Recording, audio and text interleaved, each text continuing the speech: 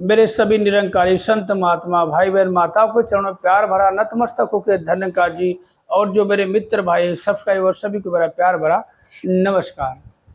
तो आज बात करूंगा कि एक बार बाबा हरदेव के समय की बात है, उन्हीं के वचनों की बात करूंगा कि कौन से ऐसे वचन थे। देखते हैं कि किस किस को याद है कि बाबा जी ने कौन से वचन ऐसे कहे थे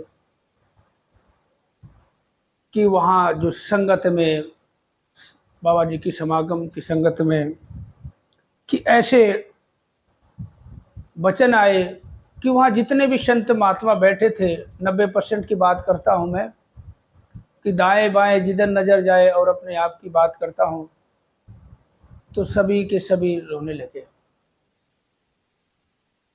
तो वो वचन अक्सर मैं भी याद करता हूँ और याद करने के बाद वास्तव में कि सच्चाई यही है। हम सभी को धैर्य नहीं है, किसी को भी धैर्य नाम की कोई चीज़ नहीं है। धैर्य अगर हमारे पास है तो हम दुनिया के सबसे बड़े अमीर हैं, हम राजाओं के राजा महाराज हैं, मगर हमारे पास धैर्य नाम की कोई चीज़ नहीं है। सुख आए तो बरसात के पानी के बुलबुले की तरह हम फूल जाते हैं, और थोड़ा सा पानी लहर मार दे तो फिर वैसे दब जाते, अपना वजूद खो देते हम। तो सच्चे पातशाह सदगुरु हमें यही सिखाते हैं कि अगर हमारे पास ये राम रतन धन है, ये निरंकार है, तो हमें दुनिया में किसी चीज़ की कमी नहीं है। तो बाबा जी ने ऐसे ही वचन कहे, और रोने का मकसद ये, रोने का मतलब यही था कि सभी के सभी रोने लगे। क्यों रोने लगे? क्योंकि हम सभी को बैठे हुए जो भी संत महात्मा भाई बहन जो भी बैठे थे, उनको अपनी भूल का एहसास हुआ कि हम किस कगार पे हैं और हम क्या कर रहे हैं, हमें क्या करना चाहिए। सदगुरु हमें बार बार सचेत करते हैं, इसलिए करते कि इस सदगुरु के जो बच्चे हैं, हम सभी उन्हीं की संतान हैं, सब कुछ उन्हीं का, तन मन धन उन्हीं का है। तन उन्होंने दिया है, किस लिए दिया है, जिस कार्य के लिए दिया है। वो सोचते हैं कि हमारे बच्चे कोई गलत ना कर बैठे।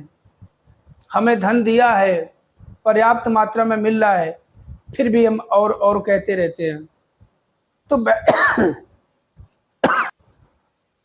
तो देखा दास ने कि जितने भी संत महात्मा सभी के सभी, उनके आंखों में आंसू आने का मतलब क्या। बाबा जी तो सभी को संबोधित कर रहे थे, पर रोने का मतलब क्या होता है?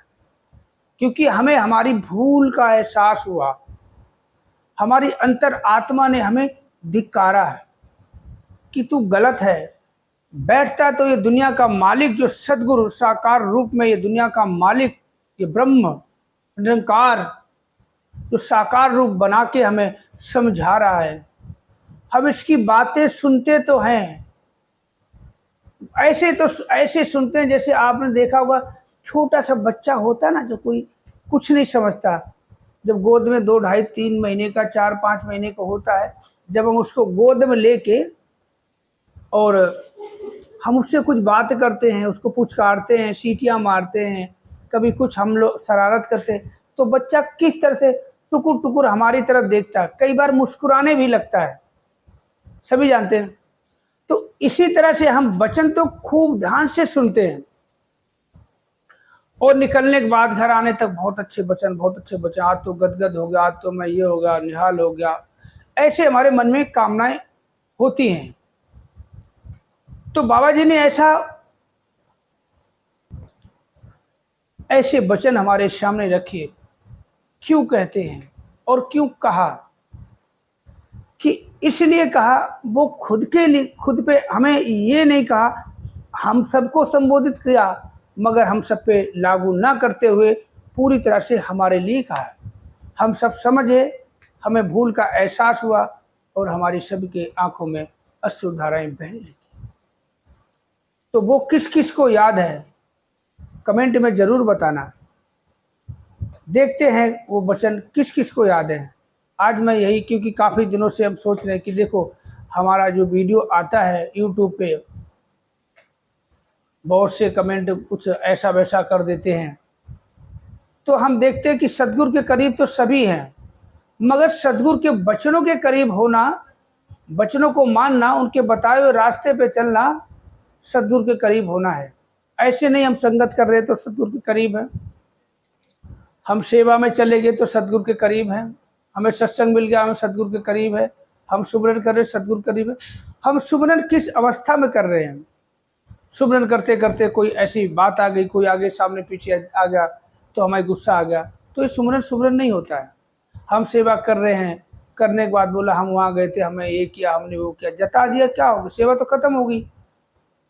तो ऐसे वचन हमारे सामने आए जिससे हम सभी के आंखों में अश्रुधाराएं बहने लगी। तो क्यों बहने लगी?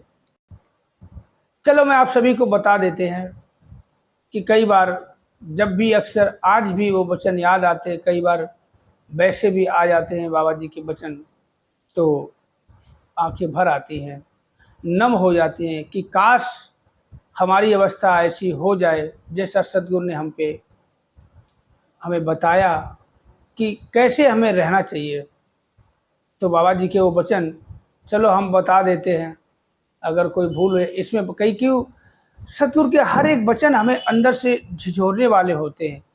एक शब्द, छोटा सा शब्द ऐसा होता है कि उसमें गहराइयाँ हमें नहीं पता चलती है।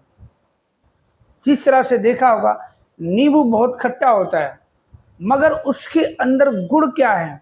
नींबू का नाम लिया तो देखो मुख में पानी आ गया, आप सुनोगे तो मुख में पानी आ जाएगा, खट्टा खट्टा, मगर उसके अंदर क्या है, तत्व क्या है जो लाभकारी है, जो हमें मतलब हमारे शरीर को सुख पहुंचाएगा, वो उसके अंदर अगर हमें पता चल जाएगा तो हमारे जो नींबू की खट्टेपन की जो खटास हमारे मुंह में पानी आया था सुन के, वो नहीं आएगा। तो बहुत सी चीज़ें ऐसी, हमें उनके गुण तो पता है, मगर हम उसके जो स्वरूप को देख के हम उसके गुण को भूल जाते हैं। तो सदगुरु ने हमें कैसे फरमाया, सदगुरु बाबा हरदेव जी ने कहा था, क्या कहा था, तो बता देते हैं, बड़े ध्यान से सुनना। कहते हैं बाबा जी ने फरमाया कि पनीर नहीं तो दाल में खुश हूँ, आगे तो सबको पता है कि गाड़ी नहीं तो पैदल ही खुश हूँ, कोई रूठ गया तो उसकी अदा पे खुश हूँ,